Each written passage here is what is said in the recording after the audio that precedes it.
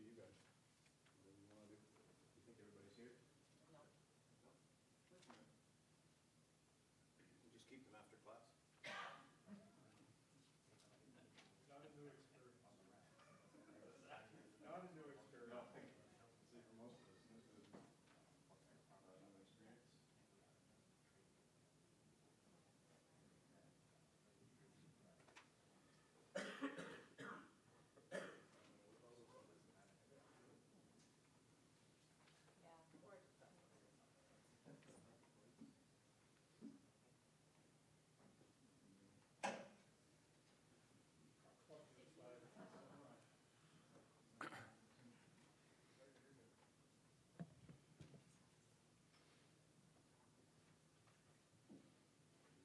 Yeah, sure. Oh, you're going to get right here? Hi, my name is Michael, and I'm currently a BCIT airport operations student. And it is great to see you all this afternoon to hear to our speaker here. And Brad Vardy is a manager in international operations and major investigations with Transport Safety Board of Canada. And firstly, he started off with flying with helicopters, but in 2001, he moved to Transport Canada, and he was finishing his career at Transport Canada. He was as deputy chief pilot and acting as chief pilot for Transport Canada and Canadian Coast Guard helicopter fleets. And please join me in welcoming Brad Vardy. Thanks. Thanks, Michael. Thanks, Michael. So we got a number of things to cover. This presentation can take up to 5 hours. So I hope you brought a lunch. No, we've got 90 minutes. So the presentation has a lot about the TSB. We're not going to get to discuss all of it at length. So what usually happens in these things, especially when we're pressed for time, is I'll let you guys decide the content of the presentation. I'll go through the slides, we'll use them as a guide, and then I can explain, I can focus on the areas that you guys want to focus on, and we can skip over the rest of the stuff. Some people, if it's a room with international people, they want to hear all about Annex 13. If it's a room of domestic operators, they want to hear about what happens domestically. So I can tune what we're going to do to the room. So because it's a relatively small group, we can ask questions in real time and stop me and get me to explain more things as we go. Is that okay? So I usually walk around when I'm doing this, but I think I'll probably just stay here for this one. So I'm going to talk about who we are, what we do, why we do it, how we do it. I'm going to go through aviation in Canada, what we're responsible for. I'm going to cover a little bit of what's changed with our new regulations that came out in 2014. Then I'm going to talk about what happens after an occurrence. And we'll leave it for the questions and discussions. It won't be after, as this would have you believe. We'll just do it in real time, and we can do some after if you want. So the TSB is an independent agency. We report directly to Parliament through the Government House Leader. We don't have a minister, per se, so we're not behooven to the government. We can't be influenced by the government. And that's an ICAO requirement that most countries have complied with now. And so we started out in 1990 as the independent agency. Before that, we were CASB, which was a branch of Transport Canada. So after CASB went down in flames, the TSB was formed in 1990. So our mandate is very simple: to advance transportation safety in the 4 federally regulated modes. And so that's marine, rail, pipeline, and air. Right? Air. A lot of people ask, well, the NTSB also does roads. Why don't you guys do roads? Well, roads in Canada are not federally regulated. They're provincial jurisdiction in Canada, so we don't have anything to do with roads, except when a bus crashes into a train. Then we're there because of the train. So to fill our mandate, we conduct independent investigations, we identify the deficiencies, then we may make recommendations, and then we report publicly on our findings. Our Act says that any time we investigate, do analysis, that we must report publicly. Our act is the Canadian Transportation Accident Investigation and Safety Board Act, the TSB Act. And it guarantees our independence. It spells out how that happens. It also gives us our powers. I'm going to go through the powers a little bit later, but our powers are actually quite extensive. And when there's an aviation occurrence, we have more power than the police. So our ability to do our job is cemented in the Act. It also says how we protect information, witness statements, voice recordings, and things like that, and it specifies the level of protection for this information. It also says that we don't apportion fault or blame. So our reports cannot be used to blame somebody. They can't be used in court. I'll talk a little bit more about that later. But our reports are also written in such a way that you can't infer blame. They're very factual, and we analyze what happened and try to talk about why it happened. So that's our act. That's our enabling legislation. The TSB regulations are basically how we do our job. It's the rules by which we do our job. So it defines what an accident is, what an incident is. I'll talk about that later. It talks about what needs to be reported to us and specifies that. And then it gives us a legal framework on how to conduct our business, what we can do, what we can't do, and our powers and things like that. Well, our powers are actually in the Act. So we have a chair and 4 board members appointed. Kathy Fox, many of you may know if you're Canadian. She's been our chair for about 1.5 years now. She's been with the board since 2007, and she's an aviation person by nature. She's a flight instructor, pilot, and an air traffic controller, and she was a VP at NAV Canada for a while, so she's got a lot of experience in the aviation sector. Winner of several awards of aviation in Canada. Then we have Joe Hinkie and John Clarkson. Joe is an aviation guy. He's ex-military. He was, I think, Deputy Chief of the Air Force, I believe it was. And John Clarkson is a Marine fella. So most of our board members have some modal experience. Faye Ackermans is a rail executive.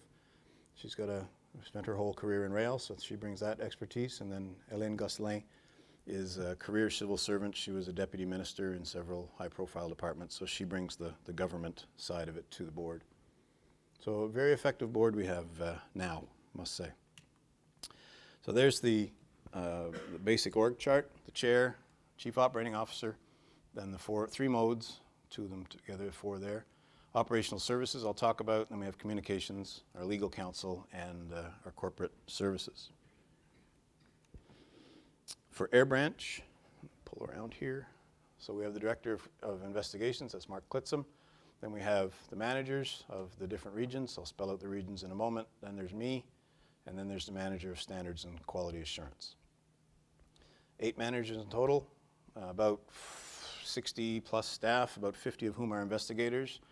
We have pilots, AMEs, air traffic controller, engineers, and then support staff. So our regions are spelled out. They're not the same as Transport Canada's, and that sometimes causes a little bit of confusion because it happens in Central Region for TC, but it's not Central Region for us. So we got Pacific and Vancouver here, Richmond, and Edmonton is Western. Winnipeg for Central, Ontario's Toronto, Dorval for Quebec, Halifax, and then there's head office in Ottawa. And we're split between Ottawa and Gatineau. The corporate head office is in Gatineau, but the lab is in Ottawa.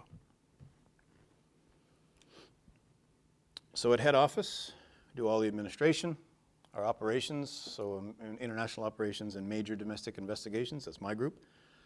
And then our SQA is the group that is responsible for our safety communications. So that includes our reports. Our reports are considered safety communications. So when the regions are done with the reports, actually nowadays it's more concurrent with when the report's being written. Standards and quality assurance are there to make sure the file is properly set up, that the analysis supports the conclusions, and just to make sure the reports are to standard. And in our regions, they do initial response. They help us with occurrence assessment because they know their turf.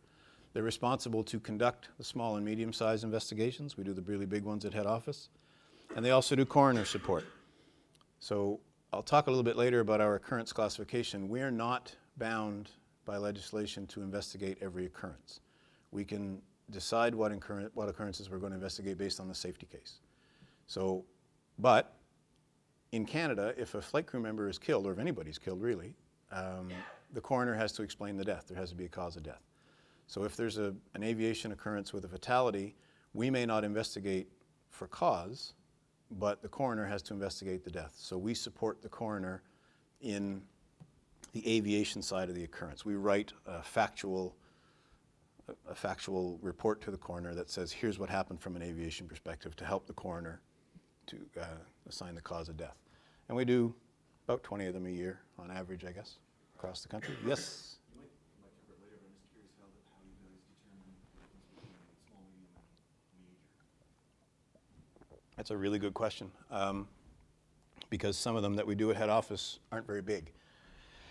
So it could be a regional resource thing. It could be as simple as that we have more resources at head office, fewer in the regions. It could be political. It could be how much traction is this going to gain in the media? Is it going to be a really big deal? It could be an issue that we're looking at that we think is more systemic. So instead of having two regions do two separate small investigations, we may take it in head office. We don't have a real criteria for it. When something happens, we get together. Well, the last one in La Madeleine last week, super high profile. Maybe we talked about taking it as a head office occurrence, but deciding with the regional manager from Atlantic, he's doing the investigation as the IIC himself. We had the resources there. We brought in a lot of resources from head office. We brought in resources from Quebec. So we're just leaving it as an A occurrence, as an Atlantic occurrence. So we don't have hard and fast rules. If it was a 777 from Air Canada or Cathay Pacific, it's going to be head office. But south of that, it could go to the region as well.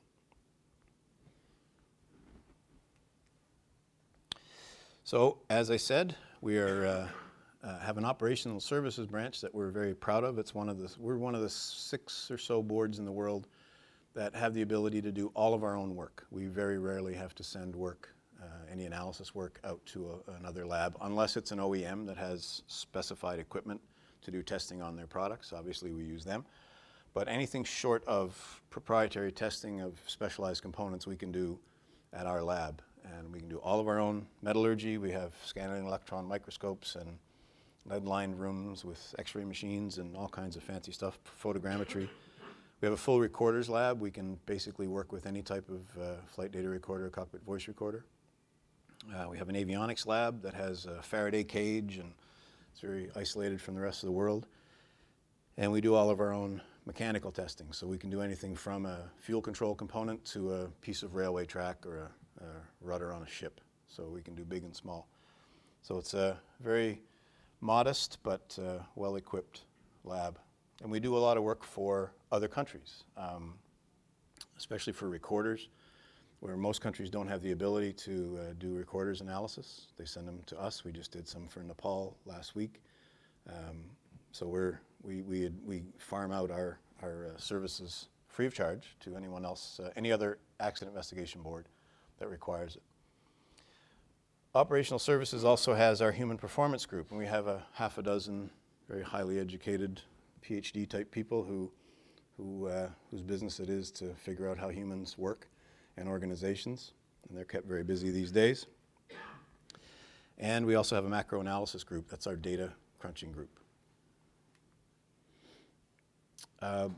Every 2 years, the board comes up with a watch list, and these are the things that we think that the board thinks pose the highest risk to Canadians. And so it's due to be rejigged this year, and it may stay the same, or we may add or take something off.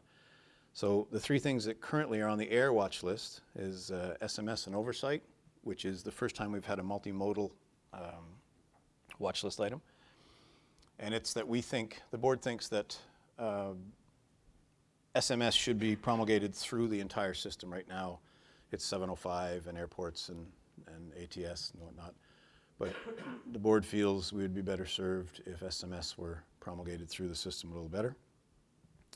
And of course, approach and landing accidents and risk of collisions, the board feels are our two big risks for Canadians. Yes, sir. Question, so the safety oversight, can you give an example of, I guess not clear how an incident would relate to that? Well, recently we've got a couple of relatively high-profile occurrences that we have had oversight findings. The Coast Guard helicopter accident in the Arctic up in McClure Strait had some findings on Transport Canada oversight. There are others. I don't want to get into them right now, but will be others where we have concerns at the level of oversight. And that has contributed to, and I'm going to jump a little bit ahead of myself here, we're doing a safety investigation, talk to me. Safety issues investigation currently on 703 operations. And that's one of the things that triggered that is we're trying to find out what in that sector is producing the risk. We're going to talk a little bit more about that after, but oversight could be one of those things. And the fact that SMS is not required there, whatever. The board has a concern about that, and it's multimodal, so it's not just in aviation. We have concerns about oversight in rail, which Lac-Mégantic certainly highlighted, and also in the marine sector, but really in the rail sector. So, I guess you'd have an event happen, and then you'd have an investigation, and only after that investigation it could be tagged as that, is that right? Only after the investigation would we what? Tag it as safety management oversight? No, I wouldn't say that. I'd say during the investigation we'll see signs of it. We have an ongoing investigation now where we're really deep into oversight. Really deep into oversight. So, no, it's the other thing with oversight is, and I'm going to kind of jump off track here a bit, we're in what I'm calling the third wave of accident investigation. I mean, 60 years ago we looked at broken metal because that's what caused most of the accidents. Stuff broke. Well, we kind of got the metal figured out now. Metal doesn't break as much anymore. It's pretty reliable, and aircraft are pretty reliable. There's a lot of redundancies built in. And so then we moved into investigating the human. So human performance about 20 years ago, 25 years ago, started to take off as a science. A whole bunch of people got trained. We figured out the humans. We put in things like radar and TCAS, and we engineered out. We train humans better, CRM, PDM, threat and error management. We engineered out the things we can't train for. So now we don't have a whole lot of human error anymore either. There's some, but we don't have as much. So now we're into the there's no more low-hanging fruit. We've got the machines pretty much figured out. We've got the people pretty much figured out. And the accident rate has actually come to a point where if you're on a Western-built airplane in Western airspace being operated by a Western carrier, the chances of something happening to you are almost statistically not measurable. So our challenge is to figure out how to make it safer, but there's no more low-hanging fruit. And so now we're going into the organizations more. What in the organizations is allowing this to happen? What in the oversight of the organizations is allowing this to happen? And the investigations end up being really complex. There's some people in this room that could attest to that. They're difficult investigations to do. And they take a lot of time, and again, there's no easy answers anymore, right? Anybody else? So we'll talk a little bit about rates. This is the Canadian, I'm not going to put up a bunch of charts to put you to sleep, but this is the Canadian registered aircraft rate chart. And this is airplanes and helicopters, not just rotorcraft. And you can see over the last 10 years, there's been a downward trend in the number of accidents and the accidents per 100,000 hours. Everything is trending down, which is good. We're doing something right. And then there's the helicopter chart, which again trends down, and you can see the two little recessions in there, the mini recessions. So that's trending down as well, which is really good. Actually, it's almost been cut in half since 2006. But this one here is kind of funny, and this is the 20-year or 25-year chart of the trend of accidents is going way, way down, but the number of fatal accidents hasn't really changed. And a lot of that is because there aren't very many fatal accidents, thankfully, so there's not a lot to come down from. But it seems like it's kind of, I can't explain it, why we would basically cut our number of accidents in half, but we still have the same number of fatals. Kind of strange. You would think we would have a lot more fatals back here, but we didn't. It's kind of odd. Anybody has any answers, I'd love to hear them. So, like every other agency in the world, especially in the Western world, we are having to embrace social media. People are tweeting and Instagramming pictures of everything in real time. Sometimes you can find out on Twitter that an occurrence happened before we ever get a notification of it, and it'll be on the news before we know it. So we've had to embrace this. About 5 years ago, we did a 5-year plan. It ends this year, and they'll create another one. The other part of this was how we could make the TSB a more recognizable name. Nobody really knew what we did. They know you show up. They know we show up when there's an accident, but then the media calls us Transport Canada. They call us the Transport Board. They call us the NTSB. Nobody really knew who we were, and so our chair at the time decided that needed to be changed. People needed to know who we were, and to do outreach like these, where we come and explain what we do to people so that when we get together in bad circumstances, things go a little bit better and there's a little better communication. So we now have a Twitter account and a Flickr account and a YouTube account and a blog. We fought pretty hard in the modes against this because we have always done our work with what we call quiet professionalism. We don't want people knowing who we are. We want to just go in, do our jobs.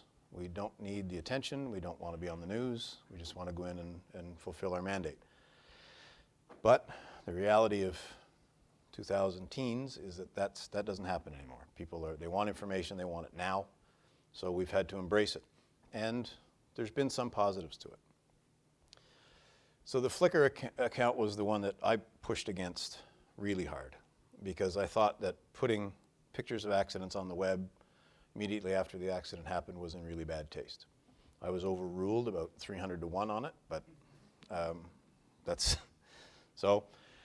And you know, we go through the pictures that we put on the web. We make sure there's nothing sensitive in there, and we try to just give the media something that they can work with. They're going to come and get them anyway, so they may as well have things that we've sanitized.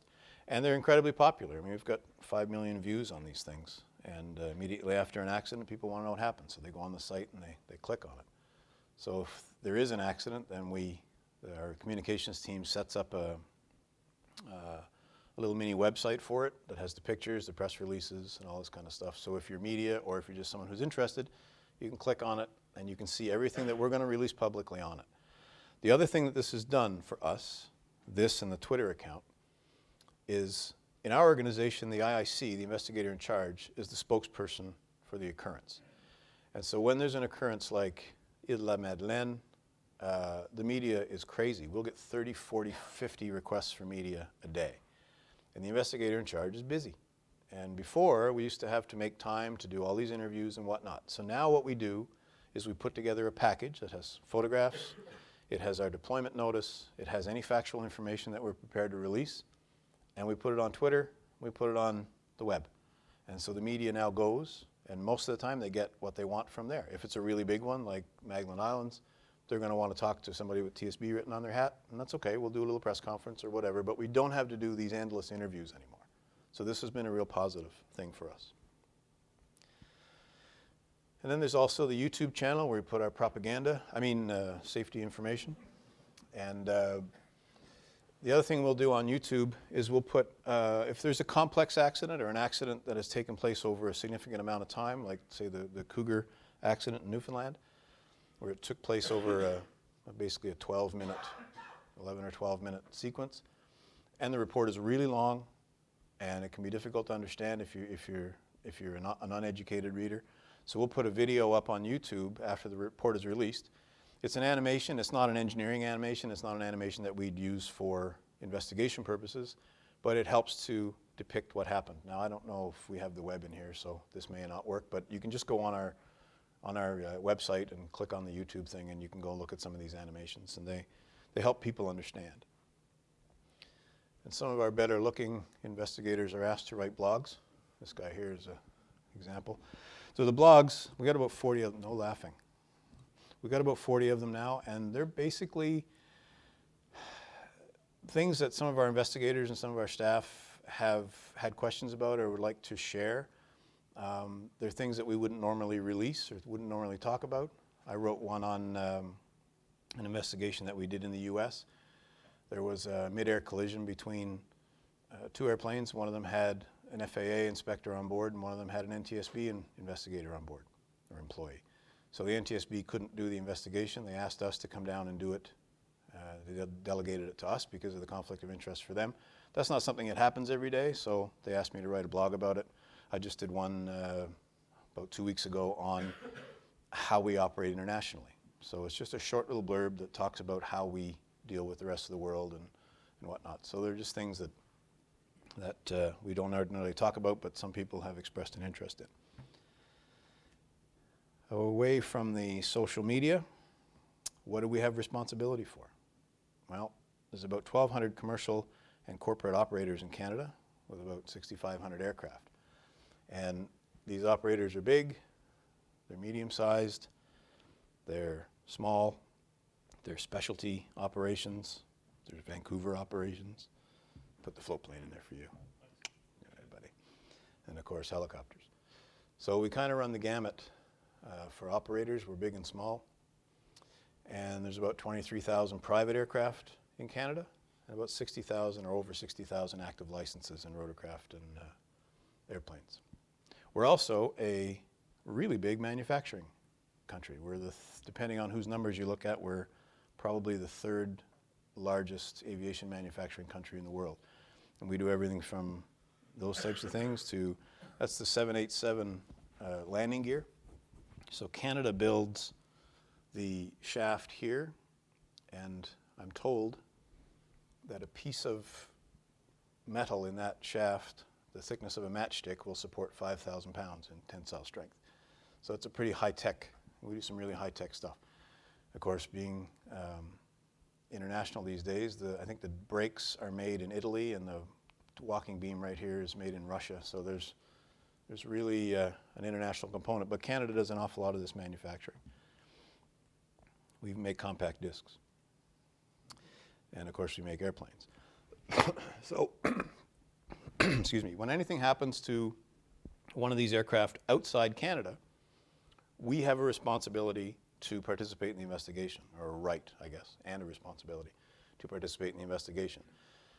So we deal with all the Viking products, which is a legacy de Havilland products, including these four, plus now they've got the Viking 400, the Twin Otter 400, which we just had our first hull loss, first fatal accident of the Twin Otter 400. So we're heavily involved in that. There's about 3,000 of those products still flying in the world. And of course we have Bombardier, about 2,500 commercial jets and business aircraft. Then we've got the specialty Bombardier aircraft. And of course we make real aircraft in Canada as well, not just airplanes. So Bell has about, thank you. I used to work for Bell. So yeah, there's about 8,000 Bell helicopters around the world, and anything happens to one of them, then we are involved. And our Diamond aircraft. And our biggest frequent flyer is Pratt & Whitney. They have about 70,000 engines operating in virtually every country in the world. So pretty much every day something happens to an aircraft that has a Pratt engine in it, and we hear about it, and we assign someone to look after it. Any questions on this so far? No sleepers? Good. So I'm not going to get too deep into the regulations, but I'll just talk about a couple of points that have changed. Like I said, the TSB was formed in 1990, and in 92 our regulations came into force. And they hadn't really been updated since. And of course in 1992 we were still smoking in our cockpits and writing with pens and using fax machines, so a lot has changed since 1992. And we've learned a lot about how to do business. So instead of trying to update the regulations, we just repealed and replaced them. They're brand new, they look different. They take into account the realities of 2015 or 16. And we've updated a few things that we've learned over the years. Some definitions. The other thing is now controllers have to report all occurrences. In the past, air traffic controllers used to just have to report loss of separation and risk of collision. And now, anytime a controller sees anything happen that's reportable, they have to report it. And that could be, I don't know, a fly-by-night King Air operator that goes off the runway and has a flat tire but takes the truck out and tows it. Doesn't report it to us, it's still a reportable occurrence. So if the operator doesn't report it, we'll get it from ATC. We've also had occurrences where people have moved things to protect, our act allows you to move something if there's a threat to people or a threat to property or a threat to the environment. And we didn't have a mechanism of capturing what had happened. So now the regulations say that anytime you move something to protect people, property, or the environment, you have to document it and tell us. So that's just been kind of tightened up. The other thing is we've shifted our reporting criteria for airplanes. It used to be 5,700 kilograms was the trigger for reporting. ICAO is 2,250 for all aircraft. So we've lowered the reporting threshold to 2,250 for all aircraft. But then that means a Jet Ranger that has the same occurrence as a B3, an A-Star B3, doesn't have to report because it's lighter, it doesn't meet the threshold. So what we did is we went one step further. So all aircraft, 22 and above, but also if it's operating Part 7, it has to report regardless of weight. So if you're a commercial operator flying the flying public, you still have to report regardless of aircraft weight. Questions? Yep. Is there something that kicked off the CTSB to TSB? Is there an event or? CASB? From CASB to TSB? TSB to TSB? Well, there was a requirement to have independent agency. That was one. And then there were a couple of interesting investigations like Arrow Air, where I think some questions were raised as to the competency of how that organization was doing its business. And so they decided to cut it and just start up a new agency.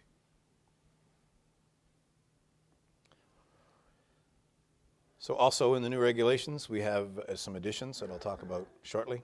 We have a new section on observers that I will speak about, and also on witness interviews that I'll speak about. So, accidents. You have to report them. They result directly from the operation of an aircraft. What is the operation of an aircraft? And it's not working. Whoops, it worked. So an operation of an aircraft means, I'll read it, activities for which an aircraft is used from the time any person boards with the intention of flight until they disembark. So if anything happens to the aircraft, once you get in it with the intention to fly, so if you get in a Dash 8 to go flying with passengers, then it's reportable. But if the same thing happens when the maintenance guys are taxiing it back to the hangar, there's no intention for flight, so it's not an occurrence for us. So, I don't know if we need to get through all this, but that's the definition of an accident. It's in our regs. It pretty much makes sense if anybody is injured or killed as a result of being on board or coming in contact, or structural failures, damage levels, or if the aircraft is missing or inaccessible, then it's defined as an accident. In regards to the operation for reporting, Yep. for maintenance purposes, for a helicopter test flight, Yep. something happens, is that a reportable event? Is it going flying? Well, after the test flight. Yep. Then yes. Then yes, it's reportable. If the intention is to fly, whether it's for commercial or other, if the intention is to fly, then yes, it's reportable. Good. Incidents. So here's where your 2250 Part 7 operation kicks in. And these are the incidents: engine failure, transmission or gearbox malfunction, smoke or fire, difficulty to control. We've added wake turbulence and uncontrolled vibrations to these. They weren't in there before, but of course we've had a couple of really high-profile wake turbulence accidents in Canada. So we've added them to mandatory reportable because we're concerned about it. Fails to remain within the landing or takeoff area. Any or all gear retracts. A crew member unable to perform. Depressurization, fuel shortage, incorrect or contaminated fuel, collision, risk of collision or loss of separation. Emergency declared or indicated, priority handling or emergency response services called out, slung load released unintentionally or precaution, or if any dangerous goods are released. So these are the things that have to be reported to us if you're a Part 7 operator above if you're a Part 7 operator regardless, and above 2250 if you're a private operator. Witness interview section we've tightened up a bit. Our regulations now say that the interviews will take place in camera, so they're in private. which they are anyway all the time. The persons to attend the interview can be, you're allowed to have a person of comfort with you in an interview. If we are interviewing you, you can have somebody present, and we call it a person of comfort. And that can be anybody you like, with one exception. It can be your mother, it can be your union representative, it can be your buddy, it can be a lawyer, if you find lawyers comforting. It can be anybody that you choose that brings you comfort. It cannot be someone else that we're going to interview. So if it's a two-crew operation, and we're doing a captain's interview, he can't have the first officer as his guy, because we're going to talk to him too. And so we don't want that contaminated. Or if it's somebody else in the company we're going to interview. But apart from that, you can have pretty much anybody you want. These persons will be excluded from the interview. They're not allowed to coach you. They're not allowed to influence you. They are there for comfort. They are not there to tell you what to say. And if they do, then they go. They're out. We will record the interview. It wasn't in our regulations before. We used to record them as a matter of course, but we'd ask first. Now we don't ask. We just say this interview will be recorded. It's the way we're doing business. And it satisfies the requirement to have a complete and usable record. But it's your interview. So if you want a copy of it, you ask the investigator in charge and you get a copy of the disc or a copy of the stick or whatever. It's your interview. If you want to put it on News World, you can go ahead. But it's not going anywhere from us. The interviews are protected. They're locked up and not even, they don't get released at all. Yes? Can the person being interviewed refuse to talk, or is there under the regs, do they have to? Our powers say we can compel you to appear. We can't make you talk, and it's not in our best interest. This is not a criminal investigation. It's not in our best interest to make you talk. So when we do get people who are reluctant to speak, we try to do a lot of education. We try to explain what's happening, what's going on. One we hear all the time is people don't want to admit mistakes. Yeah. And for us, I think the perception is if I say I screwed up, I'm going to look stupid. It's not how we look at it. If you say you screwed up, for us that's a starting point. That's not, oh, you screwed up? Perfect. Let's write the report. It's not about that. It's about if you screwed up, why did you screw up? Were you tired? Was the checklist screwed up? Is there an ergonomic issue in the aircraft? Is there something that somebody else did? Why did that happen? Because we're not trying to just explain that somebody screwed up. We're trying to say, here's how we're make sure that doesn't happen again. So almost, I can't think of a time when we've really not had a decent interview. I mean, it's something that once people realize why we're there and once people realize what it's about and we depersonalize it, it's not about you making a mistake. That's not where we end, that's where we start. And so most people will talk. At the end of the day, we can write a subpoena and make you show up, but that's not a way to get safety information out of anybody. And we really try not to do that. No, and sorry, follow-up question. So if the person's talking to you and says something, can that be used against them? No. No, this is not a legal proceeding. And to punctuate that point, I'm going to talk about it in the powers. We can write warrants. We can write subpoenas. We don't have to go to a judge. And the reason we don't have to go to a judge because none of this stuff will ever appear in a court of law. So we don't have to have a legal authority from a judicial authority to write a summons or a subpoena. We can just we carry them in our briefcase. We can write them to get you to do anything. I'll talk about it after. But the reason we don't have to go to a judge is because none of this stuff will ever get released to any judicial authority. And that's something people really don't understand because all we hear about is you have the right to remain silent, you have the right to this. You don't have to talk to us if you don't want, but it's in everybody's best interest if you do. Anybody else? So you can have a copy of it. Back to the person of comfort. We had one a while ago. It was a foreign operator. Glenn was actually the IIC on it. And the captain or the first officer, one of them, wanted to have the union representative in Washington, D.C. on the phone as his person of comfort.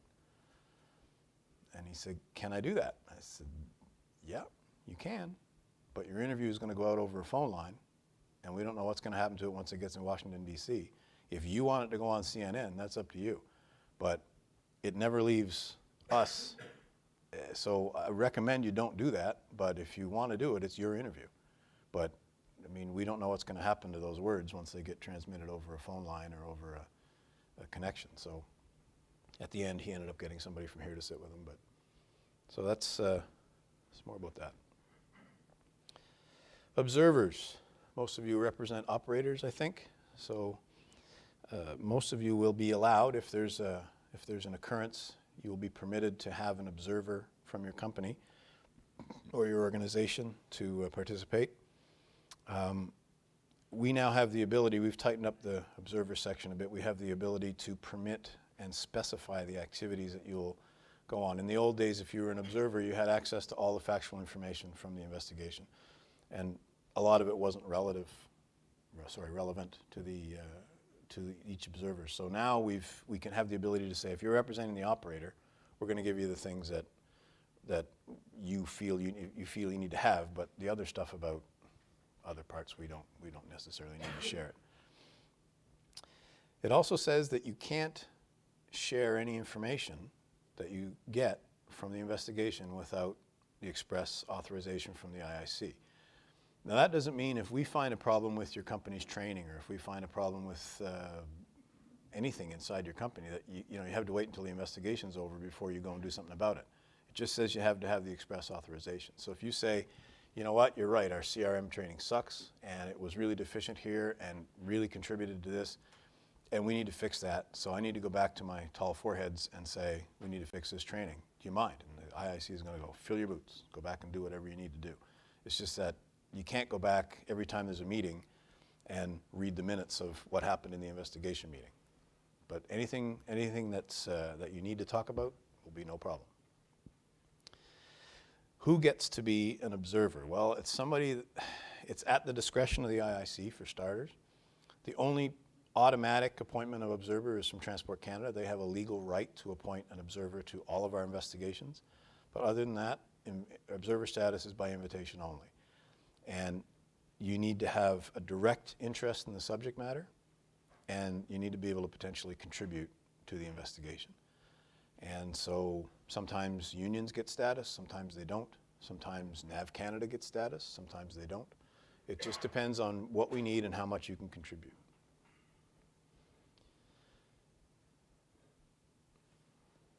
Occurrence classification. We have about 800 reported incidents a year.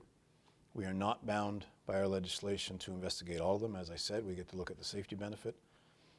We run them, each occurrence through our occurrence classification policy. We look at our resources, any obligations or commitments that we have, Canadian interest, public expectation, and our experience. And when we grind it through there, we decide whether or not we're going to investigate. And it could be a small accident, but we've got 2 new investigators in a region and we need to get out, so that could be what triggers an investigation. Or it could be, we've seen this before, there's no safety case here, we're not going to spend the resources to do it. Canadian interest is a big one. We had, back in 2004, we had 2 regional jet accidents around the world. And Bombardier can sell $4 billion worth of trains to Germany and their stock price doesn't move. But if they plant 2 RJs in 4 weeks, their stock price drops 8%, and that gets the attention of everybody because it's a huge player. It was back then, not so much anymore. So that can be Canadian interest. It can be, we need to find out what's going on here. Currently, we have 5 classes of investigation. Public inquiry, which we've never done. There have been public inquiries, but they're judicial inquiries, and then we had 2 other ones back, the Mashansky and Dubbin inquiries. That wasn't the TSB, we've never actually done one. Class 2 is a major investigation, like Swissair, the Orange Air Ambulance was a Class 2, is a Class 2. Air France in Toronto is a Class 2. So a major investigation that results in recommendations, usually, is a Class 2. Class 3 is our standard bread and butter investigation. It's our full investigation with analysis and findings. Class 4 is a safety study, and that's a safety issues study. Marine people did one a number of years ago on fishing vessel safety, so it comes out of not one occurrence, but several occurrences in the same vein, and so we're looking at the system. We also did one in air on post-crash fires. So again, we're not looking at one occurrence that had a post-crash fire. We're looking at a whole bunch of them and trying to figure out if there's a common theme. We're currently doing one on 703 operations. The board feels that 703 is a sector that has a much higher accident rate and a much higher fatality count than any other sector. So we're having an in-depth look at the 703 sector to try to find out what's going on. What are they doing well? What are they not doing well? What needs to change? And Glenn Whitney, standing right there, stand up, say hello. Glenn is the investigator in charge for this. It's going to be about a 2-year project that has a couple of phases. Do you want to talk to this? Sure. Yeah, I can do that. Why don't you come and talk to this? You have to speak into the mic because we're being recorded. All right. Here's your thing. Excellent. I'll stand over here. Speak into the mic. Like Brad said, quite concerned with the accident rate with 703 ops in Canada, and we've got about 550 operators across the country with 703 AOCs. And just to highlight who these guys are again, you know, your helicopter operations, of course, float plane operators. We've got single engine, single crew, single pilot, multi-crew, you know, the air ambulances and whatnot, just to put that into context with regards to the operations.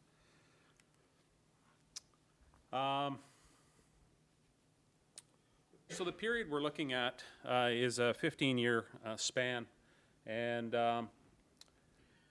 as you can see, it's twice as many accidents as aerial work in the air taxi sector, and about 10 times compared to the commuter or airline, so the 704, 705 operations. So that's pretty significant. Also has the greatest number of fatalities in this sector. So again, board's quite concerned. So that's why we're doing this safety issues investigation. Again, Brad mentioned it's a broad scale investigation. Here's some quick numbers. These are just total numbers. As you can see, 702, we're looking at aerial work. 703 stands out as compared to those other sectors, 704, 705, as far as the total number of accidents in that 15-year span from 2000 to the end of 2014. Total fatalities also, the 703 sector is up there. Is there a difference between the number of aircraft that fall into the category though? Pardon me? Is there the number of Canadian aircraft that would fall into either a 702 or a 703 operator? Is that a difference in the statistic? Well, as you guys know, there are a lot of 703 operators are also 702 operators. So they're doing similar work. Unfortunately, we can't make that distinction. We don't have that available. As far as the, you know what, and that was an argument. Part of the That was an argument, but the board said, no, we're looking at 703, and we tried to make the case for having that combined 702, 703 world, but apparently we didn't convince them well enough, so we're sticking with just the 703 sector. But I mean, real world, you guys know, the aerial work is being done by the 703 operators out there. So I thought I took that out. I thought you did too. Well, skip it. Okay. So research questions. So with the SII, what we need to do is figure out what are the hazards and risk factors associated with air taxi operations in Canada. How are those hazards being managed, and what else can be done? What are you guys doing on a day-to-day basis to mitigate the risks? So that's kind of part of this second phase. Our first phase was to look at the data that we had at the TSB, in other words, the 167 Class 2 and Class 3 investigations, pull out all the factors out of those. So we know what we know, but we don't know what we don't know, and that's phase 2 is coming to talk to the operators. So we're doing a cross-Canada tour, basically, and coming to talk to the 703 operators across the country. Not everybody, of course, is going to have the opportunity, but you still will have the opportunity to chime in. So phase 2, again, to validate and augment the hazards and risk factors. So get all of the information on what you guys are doing out there to keep things safe in your sector. identify what is working. Okay, what are you guys doing on a day-to-day basis? Potential engagement opportunities, obviously we're going to be doing some interviews with selected operators and stakeholders. Pilot survey, survey of pilots, AMEs, DFOs. Some of you probably already got an email from me regarding that. I ask that you guys please respond. It would be fantastic to get your input into your sector, into your world. That would be fantastic. So really, what we're wanting to do is identify the safety issues, safety goals, mitigations in place, and what's needed. So after this investigation or this SII, there may be recommendations going to the regulator. Okay, we don't know that until we're done. All right. Yeah, thank you. So Yes. I'm going to get a little more into the meat of accidents now. A lot of it's that we've been talking about so far is really dull and boring, so this is not quite as dull and boring. So, on accidents, we're not a first responder. We show up, yeah, we show up as quickly as we can, but we're not there to put out fires, we're not there to rescue people. We are there to find out what happened after. So in Canada, actually DND owns the site before anybody else gets to it, and that's if there's a search and rescue operation. And once DND is done with the search and rescue, then it's the RCMP. If there's fatalities, the coroner is involved. But the RCMP has a mandate to see if there's any criminal activity, because if there's criminal activity, there's no safety investigation. So if the RCMP finds evidence of an explosion or some other criminal activity, then they just put us back in our cars and send us home, because there's nothing, it's a police investigation at that point. But once the police are satisfied, and it usually happens very quickly, once they're satisfied that there's no criminal element, then it gets turned over to us. And these three things often work together. Usually the police, as soon as we show up, they'll let us on site and we'll work behind them. We don't interfere with them, but they understand we're there with a job to do as well. So they end up working pretty well. Big thing to remember about occurrences is okay, they happen, but then the emergency is over. And as organizations, we tend to, to try to get everything done as quickly as possible. The deployment, either from the company or us or anybody else, transport, the deployment, it's almost, things get into an organized chaos or sometimes a disorganized chaos. But we have to sometimes remind ourselves that the emergency is over. Yep. If the coroner is involved, is the WCB not supposed to be involved as well? If there's a workplace fatality involving a crew member, yes. If they're working or if somebody's working, yes. And that's that can get a little bit cross-jurisdictional. I'll talk about that in a bit. Yep. Just a quick question. Would RCMP and police always be able to tell if there was, something criminal that happened? No, if it's obvious, if there's nothing obvious, then they let us do our work. And if we come up with something criminal,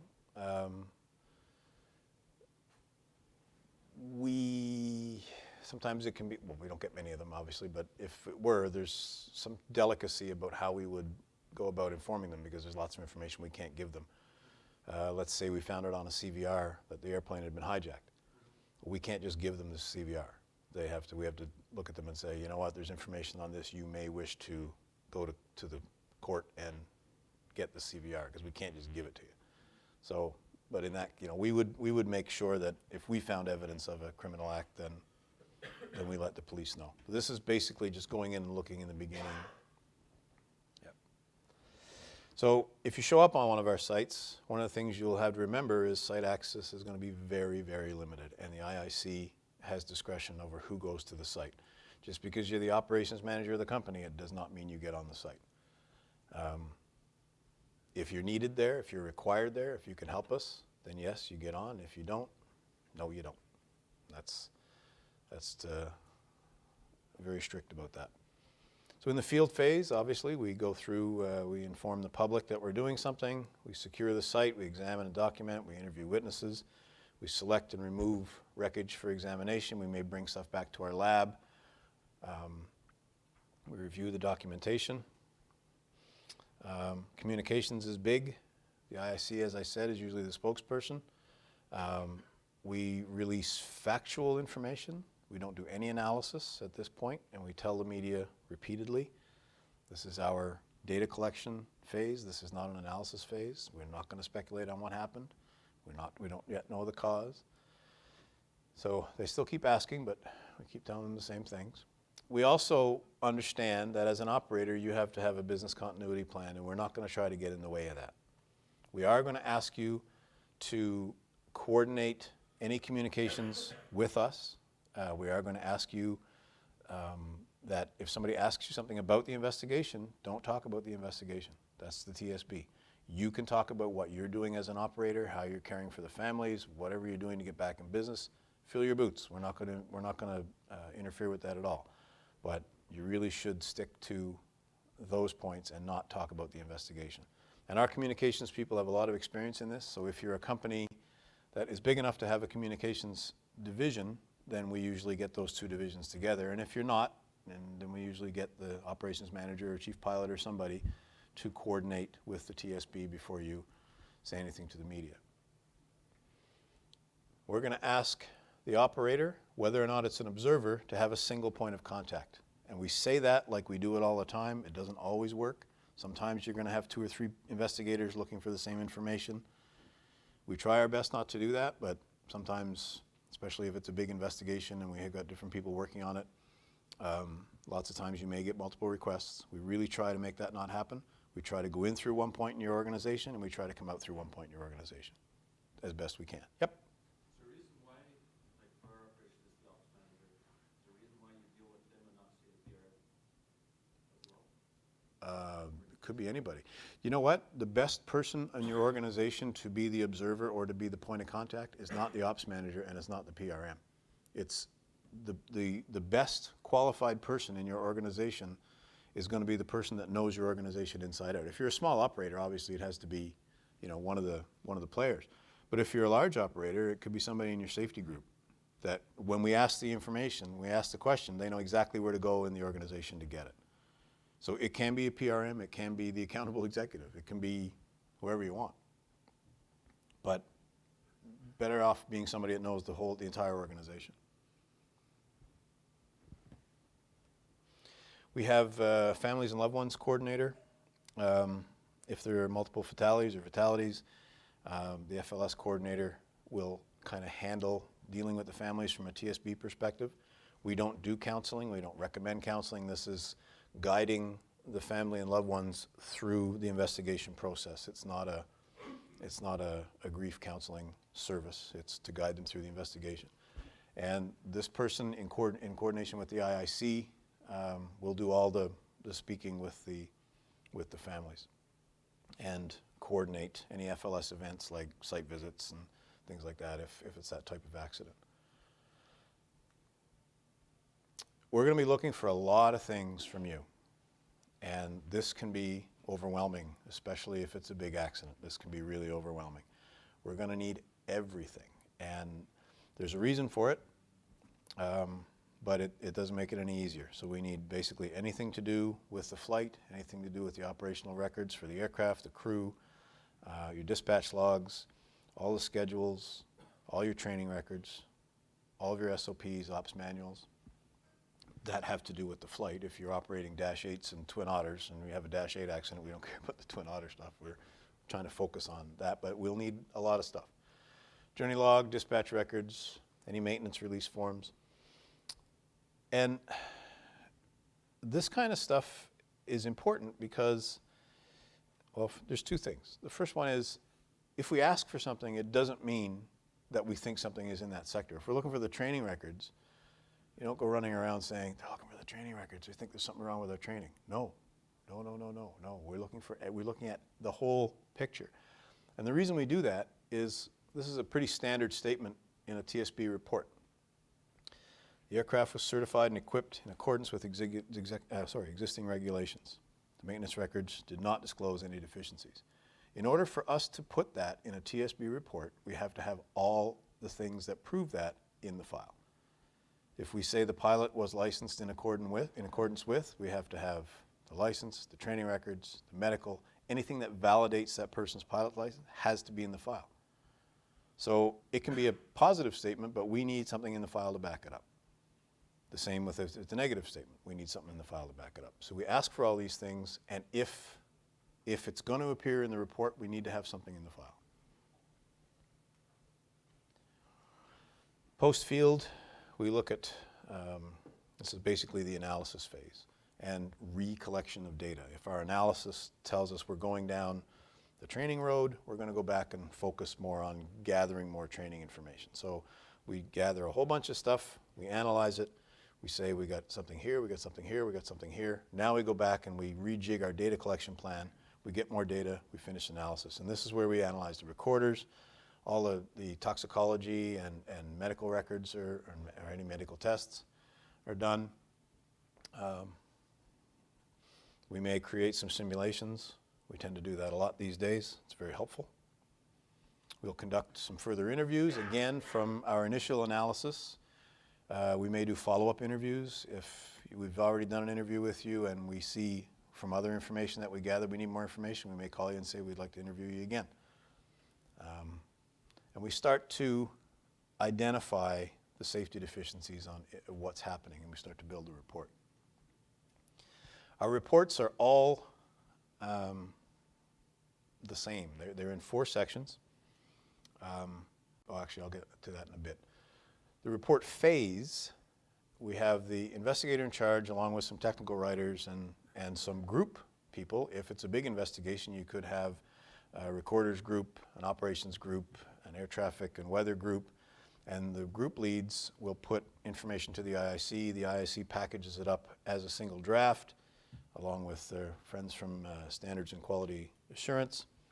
And then that draft comes to the regional manager. The regional manager approves it, and then it comes into head office through our SQA group, and then on to the DOI, and then up to the board for approval. Once the board approves it, it goes out to you. It goes out to designated reviewers. And designated reviewers are people who are directly implicated in the accident, who we think can help with the accuracy of the report. So the operator, the regulator, could be NAV Canada, it could be a training provider, could be an aircraft manufacturer. So we'll send it out to you and say, here's what we got, come back with your comments. So you will have a time period to read the report, provide your comments. There's a specific way you have to do that. And then when those comments come back, if it's a smaller investigation, it'll be the IIC. If it's a bigger investigation, it'll be a team. And the team will look at every single comment and how it's in the report. And your comment could be, you say happy, we say glad. And we go, okay, well, we'll say glad because that's the way you do it in your company. We'll change it. Or it could be, we don't agree with this statement that the pilot was fatigued because she was up all night. We don't agree with that. We have information otherwise. Well, we have 3 witness statements and a telephone log and an email log that shows otherwise. So then we won't change the report. We'll acknowledge that you've made the comment. We'll thank you for your comment, but we won't change the report. So we do that. If we have 500 comments, we have to do that 500 times. And this is what takes, one of the things that takes our report so long to go out. So once the DR comments are done, then it goes right back through that system again. It goes to the regional manager, goes to the DOI, back to the board, and then once the board approves it, it goes to translation. And then once it's done translation, it's out in the public. So it's quite a time-consuming process. We get a lot of criticism for how much time it takes, and that's rightly so. But a couple of years ago, I was privileged to lead a team that went to Australia that did a peer review into the ATSB. They had a report that went pear-shaped on them. It got released to the public. It had some inaccuracies in it. Attention was called at the Senate level, and some senator ended up doing a Senate committee that looked at the ATSB and looked at this report and wrote a scathing report on the ATSB, and basically they lost the confidence of the government. So the ATSB came to Canada and said, could you guys come down here and do a peer review on our process to see where we went wrong in this? So myself and 2 other investigators went down. We wrote a report that ended up with 14 recommendations to the ATSB of how they could improve their process. And I came out of that thinking, you know, we get a lot of criticism for how long it takes us to do this, but our system works most of the time. It allows that time frame and the accountability that we have at each level is time consuming, but it helps make the reports as accurate as they could be. Some would argue with that, but. And then I'm going to talk about the report structure. Every one of them is the same and has 4 sections. There's a factual section. And a lot of people, when they read the reports, they say, wow, you didn't talk about the weather, or you didn't talk, not the weather, because we always talk about that, but you didn't talk about this, you didn't talk about that. We try not to talk about things that didn't operate in the occurrence. If they don't help tell the story of what happened, we try to leave it out of the report. If it's something that's really contentious that people are obviously going to say, and there was one of the ones we did in Australia was like that, where it looked so much like a training accident. It looked so much like this guy was poorly trained that you had to look at it. When they looked at it, rightly so, the training didn't enter into it at all.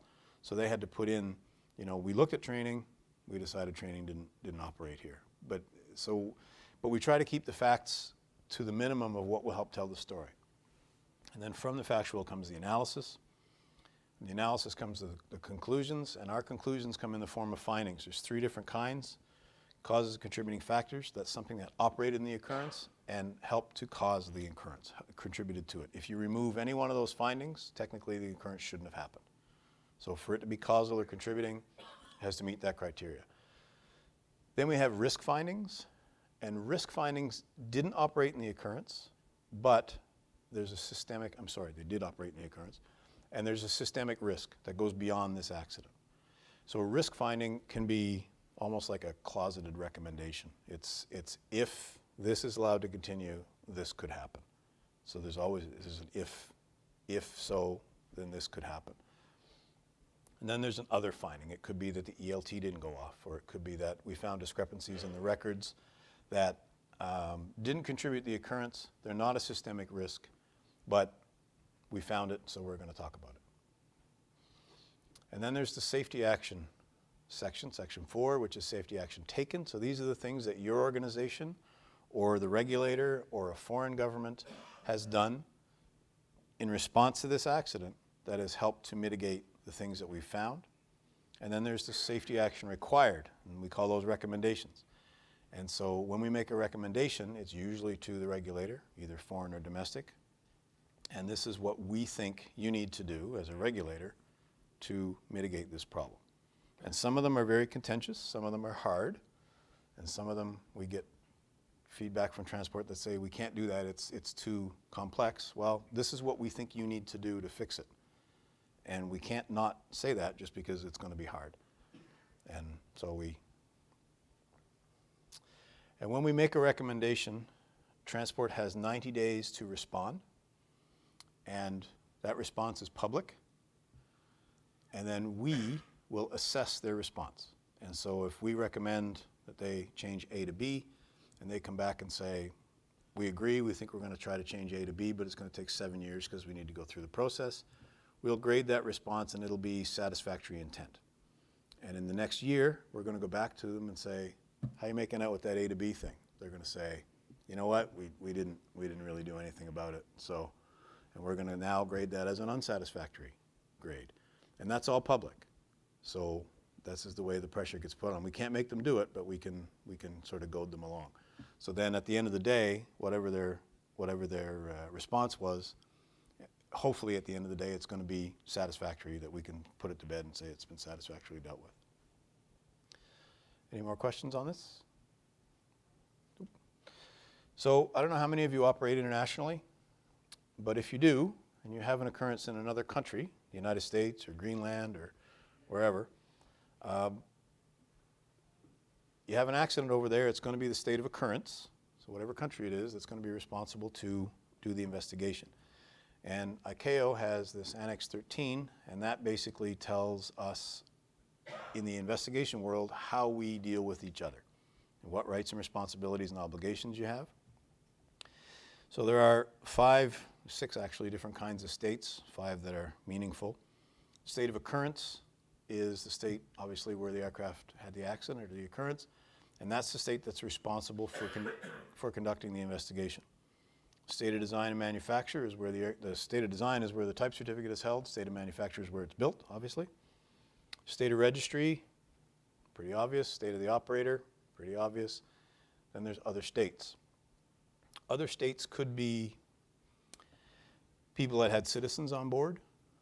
It could be if there's an accident somewhere else involving a Saab 340 and the safety board comes to us and says, can you do the recorders for us? In that case, we're in other states. So we have a right to participate because we've been invited. But for these other states, for the design, manufacturer, registry, and the operator, these states have a right to appoint an accredited representative to the investigation. And that accredited representative has to be accepted. So the state just can't say, no, we don't need you. If I appoint an accredited representative to a state, they have to accept them.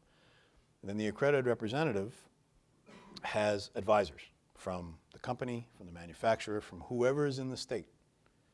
And those advisors feed information that's required for the investigation through the accredited representative, and then the information that comes from the investigation goes through the accredited representative down to the advisors. So it's kind of a conduit role. So we find out about it through various ways. It can be an email from the AIB that has either the title ACCID or INCID. If it's ACCID, obviously it's an accident notification. If it's INCID, it's an incident notification. We can get a call or an email, the media sometimes. Most of the bigger manufacturers have their own, the manufacturers have incredible networks all over the world, and they know what's happening with their products. So we often find out about an occurrence from the manufacturer and not from the state, especially in the developing world. So Pratt has their daily summaries, Bombardier has their Gracis notifications, and Bell has their rotorcraft occurrence notifications that come out every day. And so we can find out from that. Sometimes the operator will call us and tell us about it. Transport Canada has or the Government Operations Center find out about things. And if it happens in Canada, NAV Canada obviously has their AOR system. So if we have an accident in a foreign state, we'll try to confirm the details. We'll ask them for an official notification.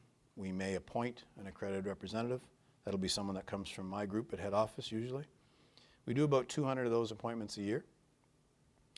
And in approximately 28% of the cases, we don't participate. So if a Bell Jet Ranger flies into a wire in bad weather in Australia, not going to be much need for us. There's not going to be much need for information from Bell or information from Canada on the type certificate or anything like that. So we tend to just say, you know what, you guys do the investigation and send us the final report, but we're not going to appoint an asset to it. We'll notify the Canadian entities, so Bell or Bombardier or Pratt or the operator. They can appoint technical advisors, as I said, and then we will assess whether or not we're going to travel. We travel a couple of times a year to these things, but most of the time in this day and age it can be done through electronic means, which has been very helpful. And so we look at to what degree are we going to participate, and that has to do with sometimes our own safety, the risk to the Canadian transportation industry. Obviously, if it's a big occurrence, we're going to want to know what happened. We're going to want to know we want to be inside the tent of the investigation, especially again in the developing world. What's the potential risk to the public, the risk to us? We've not gone to sites. A couple of years ago, we decided not to go to Congo. We had a UN RJ, had an accident, major fatal accident, and we were going to go, but Foreign Affairs and some people we had on the ground in there said, you know what, you really don't want to go to this place. This is not a safe place to be. So, and then we got a note from the Congolese that said, you're invited to participate. The cost will be $24,000 per investigator. We said, yeah, no, that's not quite how it works. But so we decided not to go, and there have been others. Nepal, a few weeks ago, we had a major accident in Nepal. It was a Twin Otter 400. Like I said earlier, it was the first hull loss for the type, and that is one we would normally deploy to, but it was extremely remote. Chances are we weren't going to get there in time to get into the site, and we made the decision not to go. And instead, we flew the recorders and the Nepalese over here, and we dealt with them at our lab. We didn't respond to the site. Same thing in Sweden a couple months ago. We had an RJ that lost control and went into basically just straight down into the ground in northern Sweden. By the time we got over there and deployed to the site, there would be nothing left to see. It was a tiny little hole with an RJ 15 meters down into it, and we really would serve no purpose by being there, so we didn't go. But sometimes we do. If the foreign state requests our help, we will always go. Or if a manufacturer says, you know what, we need to be there and we don't want to be there without you, then we'll go on that one as well. That happened in Kazakhstan, where the manufacturer was concerned about going by themselves, so we deployed with them. I talked about the accredited representative earlier. Basically a two-way conduit between the states. All the information that comes from the state of whatever goes into the investigation through the ACREP and back out the other way. Technical advisors, if you're ever in this situation where you are appointing a technical advisor, if you're a company that's doing business in Greenland, and the Danish are doing an investigation into one of your occurrences, you can appoint someone, just like an observer, to be a technical advisor on that occurrence, and that person, again, should be a communicator, not necessarily a subject matter expert. That person will coordinate the subject matter experts in your organization to provide the answers, but the person themselves does not necessarily have to be an SME. It needs to be an SME on your organization. So when the draft report is issued from the foreign state, we get a copy of it and you're allowed to comment on it.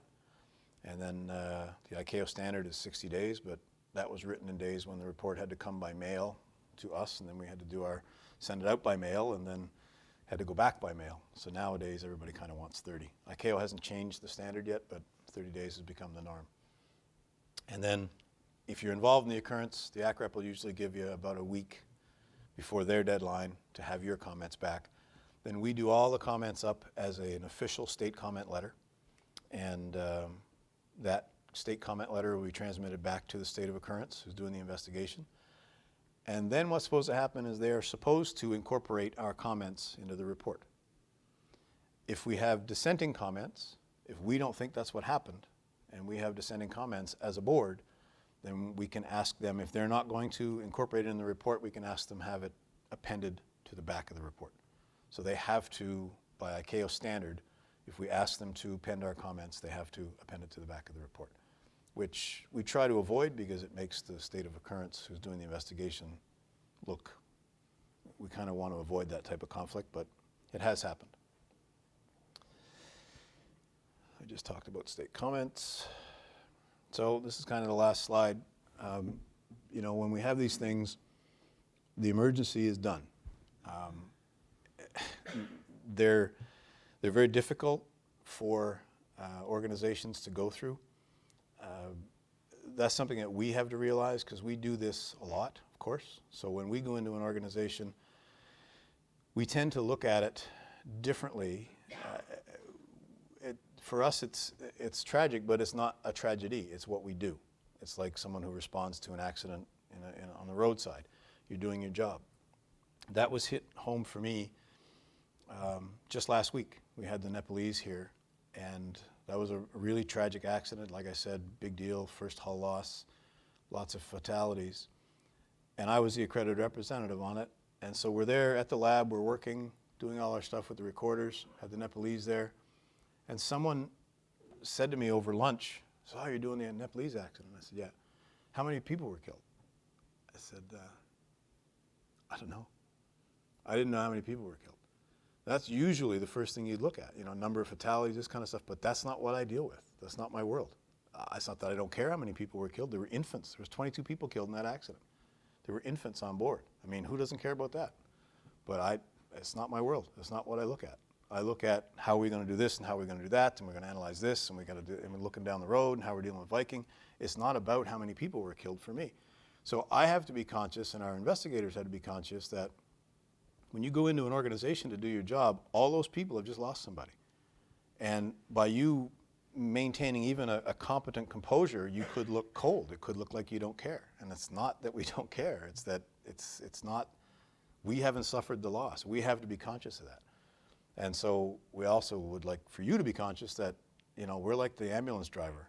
We don't know you. We're just trying to make sure that, you know, that this is dealt with the best way possible. And so we don't have much time for emotion. It's not our world. We look at it from a different lens. So, yeah, the emergency's over. Communication between the organizations is very important. We will try to build your trust as best we can. Sometimes we have disagreements. That's usually what happens, but we will try our best to cooperate with you and fulfill the mandate of advancing safety, and that's the business we're in. And I think that's about all I got. Does anybody else have any questions? Who did you say that you report to? Or We report directly to Parliament through the Government House Leader. It used to be through the Clerk of the Privy Council, but in the previous government, when the Clerk of the Privy Council got in trouble for some election issues, they said, oh, we need someone to take over that position. So they tapped a guy on the shoulder and said, you're now going to take over the Clerk of the Privy Council's job, and that guy happened to be the Minister of Transport. And we said, we can't report to the Minister of Transport, sorry. We can't do that. And they went, oh, okay, so now we'll go to the Government House Leader. But we don't have a minister, we don't report to a minister per se. So our minister is kind of the Minister of Governmental Affairs. That's who handles our budgets and things like that. But we're not accountable to them. We're accountable directly to Parliament. Anybody else? No questions? All right, go ahead. No, you stay quiet. What? I've got an answer for you. You got an answer, okay. The answer is 23. That were killed in Nepal? All right. But what's really interesting to me is it says it's the 22nd crash or loss of a Twin Otter in Nepal. Yeah, but not the 400. This was the first hull loss for the 400. Well, yeah, well, we have, Consider there's only 800 and something aircraft. they're frequent, yeah. Have you seen Nepal? It's a- Looking at the pictures, yeah. yeah, no, it's a rough place to fly, and we do have a lot of occurrences in Nepal. So much so that a number of years ago we heard on the news of an occurrence in Nepal, and Nepal is notoriously bad to try to get information out of, even though we know them all and we deal with them all the time. So we heard it was a Twin Otter, and so we geared up and set up a file and desperately tried to get hold of them to appoint an ACREP, and then we found out it was a Dornier that had Garrett engines, so we had no involvement in it whatsoever, but we had the file all set up ready to go, but the media said it was a Twin Otter, but it wasn't. Yeah. And Francois? Yeah, you know, I guess you do these once in a while for an aviation public. Have you thought of doing something similar for the medias to kind of help control the frenzy that you have all the time? I have gone one-on-one in a large conference with the head of CTV News. And this is after they stood up and told the audience how much, how conscientious they were, and how it wasn't about being first, it was about being right and everything else. And I said, man, every time you guys show up to an accident, first question you ask is what caused it? And you know that we're not going to answer that. You know we're not going to speculate, but you do it anyway. Like, if you came up to us and said, like, everybody watches Mayday. If you came up to us and said, what are you doing? Why are you doing it? What are you doing next? We'll talk to you all day. But if you're going to come up and stick a mic in my face and say, what caused the accident? I got nothing. I got no answer for that. You know, it's not how we work. But yet they do it every time. So we've met with them. Our communications people are constantly monitoring what comes out in the media and contacting them to make corrections. But they're just, they run from story to story. And they have a job to do. I mean, we have to cooperate with them. I mean, they have a job to do, and quite honestly, lots of times they help us out. And What I'm talking about is like in a neutral situation like today. Yeah. Where there's, I don't know, maybe an association meeting of broadcasters, whatever. Do this kind of pitch to explain what the process is. So Yeah, we haven't been invited to do that, but we would if they invited us. We'd absolutely go. What's that? Freedom of speech takes over. Yeah. Yeah. Anybody else? Well, regarding the program Mayday, how accurate is it? Is it fairly representative of what you're We don't walk around in white lab coats No. looking at the clipboards.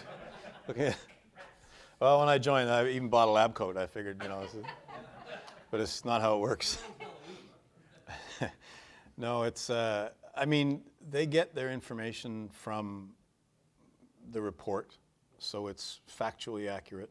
Some of the depictions, some of the animations, the constant sound that doesn't happen on any airplane ever but it's ubiquitous in Mayday. I mean, so there's some dramatic stuff in there that just doesn't exist. But I mean, they usually tell a reasonable story. The reason I ask is just because it seems like a big resource, especially for the smaller operators, as a training background. Yeah. So just curious. The safety, I mean, the lessons from it, I mean, they usually, I don't know, quite honestly, I don't watch it much, but I've seen them, obviously, and the ones I've seen, they usually take the findings right out of the report, or if it's the United States, it's probable cause, which that's its own thing, but, so, I mean, they're usually accurate when it comes to what happened, why it happened, and what was done to fix it. But all the middle stuff, the meat in between, is usually not accurate at all. But it's what's that? Disclaimer at the beginning. Yeah. Having been involved with one of the Mayday episodes, I was interviewed, and they'll tell you, you sign away from Discovery Channel. Yeah. This is not going to be 100% accurate. Yeah. But I mean, I haven't seen anything where they've got it wrong to the point where it didn't tell the right story or it was dangerous. I mean, they usually do tell the story of what happened, but in a more dramatic way than it actually did. And the lab coats thing isn't again, not, it's not how it happens. It's funny, when we were doing the Nepalese recorders, I actually thought about the program, because here we were, unpacking these guys hand carried the recorders over from Nepal. So they arrive with these 2 suitcases with the recorders in it, and the boxes all taped up, and the serial number of the unit, and the MAU and the TCAS and all the stuff they bought. And we're unpacking it and photographing it as it's coming out, because we have to document it, the chain of custody and things like that. And I was thinking about how they would depict this in Mayday, and we would all be standing around with lab coats and pens and clipboards, or iPads now, I guess. And well, that's not really how it works. We were in jeans and t-shirts, and nobody had TSB written all over them or anything. It was just kind of a bunch of guys doing their stuff, Peter? Yeah, I was just going to make a comment, and I'm supportive of your retail program to the 703 operators. Has the board ever considered training the people that are responsible within an organization for a presentation just like this, whether you're the ops manager or the PRM or even the AE? Because having been intimately involved with something like this, it's all learn as you go, as opposed to if you're an ops manager, you take an exam and you get interviewed by Transport Canada. But none of this forms part of the responsibility of going into the what if stuff. And I think it would be beneficial for the industry to have that as part of the preparation. We do it. We're doing it here. We do it especially with big airlines. We'll do it anytime we're invited. I do this 10 times a year. I go out and I talk about this. And depending on the group, like I've been to WestJet once a year. They do their disaster exercise. They do a safety stand. I actually do it twice a year. Every couple of years, I'll go to one of these things where they have all their safety professionals from the entire country come in, and all their station managers from all over the world come in, and they sit in these rooms, and we go through this for 4 hours. And then we'll do a tabletop exercise, a mock disaster, where I will play the TSB. I'll say, here's what we would be doing now, and they go and do what they were going to do. And so we do. I've done it with Air Canada, I've done it with Jazz, I've done it with Delta, I've done it with the Regional Airlines Association, I've done it with HAC. So it's something that we do promote, but we're not going to foist it upon you. If you want us to come, invite us and we'll come. Yep. BC Aviation Council did a one-day workshop last year for regional charters that survived in a crash. And it was split up into 4 sections. The first hour and a half was our safety, TSB, Yep. and foreigners. And this is what we do. And it was literally from the moment it happens to police are first, coroner, TSB. Yep. That's what we do. And ended up at the end of the day with insurance people. Yep. The thing with that is every one of these things is different. And I can go into WestJet and we can spend all day talking about what happens with occurrence. We run tabletop exercises, everybody's running around doing their thing, and then we have an occurrence and it's all out the window. But you've had the opportunity to go in and get to know them. They have a better idea of what you're doing, why you're there, who you are. They understand the concept of this single person conduit back and forth. It's not foreign to them anymore. They know it. Whereas an organization that has never had an occurrence and never had any contact with us, we show up and they're completely overwhelmed now, not only by the fact that they've had an occurrence, but they got a whole bunch of people with blue coats on with a bunch of writing on it showing up, knocking at the door looking for questions, or asking questions.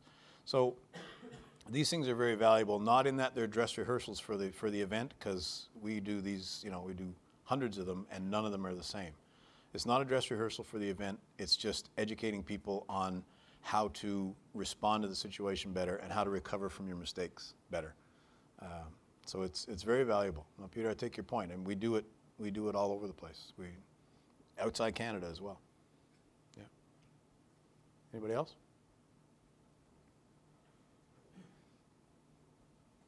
Good. Well, we're done. Thank you.